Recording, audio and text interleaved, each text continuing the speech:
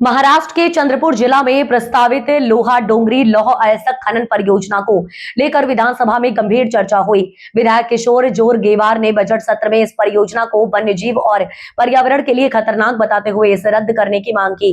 उन्होंने कहा कि लगभग 35 से 36 हेक्टेयर क्षेत्र में प्रस्तावित ये खनन परियोजना जंगल और स्थानीय पारिस्थितिकी तंत्र पर नकारात्मक प्रभाव डाल सकती है, इसलिए सरकार को पर्यावरण और नागरिकों के हित को ध्यान में रखते हुए निर्णय लेना चाहिए। विधानसभा में बोलते हुए जोरगेवार ने बताया कि यह क्षेत्र ताडोबा अंधारी टाइगर रिजर्व और घोड़ा झरी वन्यजीव अभयारण्य के बीच स्थित एक महत्वपूर्ण टाइगर कॉरिडोर है। चंद्रपुर जिले में पहले ही मानव वन्यजीव संघर्ष की घटनाएं बढ़ रही हैं और पिछले कुछ वर्षों में 200 से अधिक लोगों की मौत हो चुकी है। ऐसे में यदि इस कॉरिडोर में खनन की अनुमति दी गई तो बाघों का प्राकृतिक आवास प्रभावित होगा और मानव वन्यजीव संघर्ष और बढ़ने की आशंका है। इस मुद्दे को लेकर पर्यावरण संगठन इको प्रो के संस्थापक बंडू धोत्रे द्वारा आंदोलन और उपघोषण भी किया जा रहा है, जिसे स्थानीय लोगों का व्यापक समर्थन मिल रहा है। इस पर जवाब देते हुए महाराष्ट्र के वन मंत्री गणेश नाइक ने कहा कि इस खनन परियोजना को अभी तक कोई अंतिम मंजूरी नहीं दी गई है और मामला फिलहाल न्यायालय में विचाराधीन है। उन्होंने स्पष्ट किया है कि सरकार का इस परियोजना को मंजूरी देने का फिलहाल कोई इरादा नहीं है। अध्यक्ष महाराज, चंद्रपूर जिल्ह्यामध्ये लोहा डोंगरी खान ही केवळ 35-36 हेक्टर वरती होत आहे आणि त्याच्या उत्खननाकरता शासनाने परवानगी दिलेली आहे।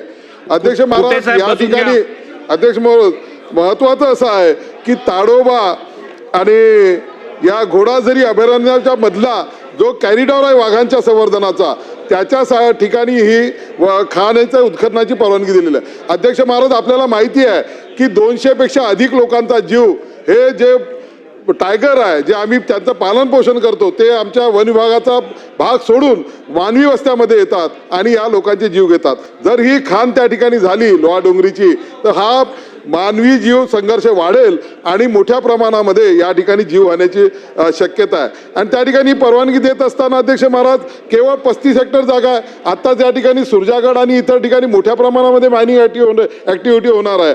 म्हणून माझी विनंती मंत्री महोदयांना एवढीच असणार आहे की या संबंधीचे एक आंदोलन चंद्रपूरमध्ये इको प्रोचे बंडूभाऊ धोत्रे यांच्या माध्यमातून सुरू आहे, ज्याच्यामध्ये मोठ्या प्रमाणामध्ये जनसमर्थन मिळणार आहे। माझी विनंती एवढीच असणार आहे की त्या खाणीला परवानगी रद्द करणार आहे का, आणि त्या संबंधीची एखादी बैठक त्या इको प्रो बंडू धोत्रे आणि त्या संबंधीचे सगळे योगेजी दूधपचारे या सगळ्या लोकांना सोबत एक बैठक मुंबईमध्ये किंवा नागपूरमध्ये मंत्री महोदय घेणार असतील तर त्याचं निवेदन करावं, अशी मी आपल्याला या ठिकाणी विनंती करतो। क्रॉस करू नका। अध्यक्ष महोदय, सन्माननीय सदस्य किशोर जोरगेवार यांनी जो प्रश्न उपस्थित केलेला आहे, त्या ठिकाणी वन विभागाने कुठली परवानगी दिलेली नाही। केंद्रीय खनिज विभागाने त्यांना ती जागा मंजूर केलेली आहे। अजून राज्य शासनाच्या वन विभागाची परवानगी दिलेली नाही आणि मधल्या काळामध्ये नागपूरच्या खंडपीठानं त्याच्यामध्ये सुमोटो हस्तक्षेप केला आहे आणि ते प्रकरण माननीय न्यायालयाच्या अधीन आहे। तर कुठल्याही प्रकारे ते उपोषण करते, त्यांना मी काल फोनवर बोललो, तुमचं उपोषण मागे घ्या, माननीय न्यायालय जे निर्देश देईल त्याचं आम्ही पालन करू। आणि आमची स्वतःची सुद्धा धारणा आहे, माननीय मुख्यमंत्र्यांची सुद्धा धारणा आहे की अशा प्रकारचा निसर्गाचा ऱ्हास होईल, अशा प्रकारची कामे करण्यात येऊ नयेत। आणि शासनाच्या वतीनं म्हणजे वन खात्याच्या वतीनं आम्ही तिथे आक्षेप घेतलेला आहे।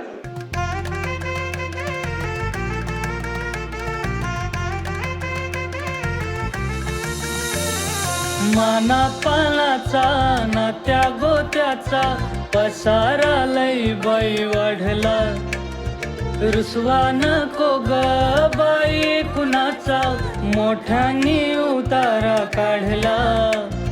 लगीन घाई सुचून देई, खरेदीने पणा काढला, खरेदीला वरसिधीने उत्साह नवा आणला। बांधला बसका बांधला,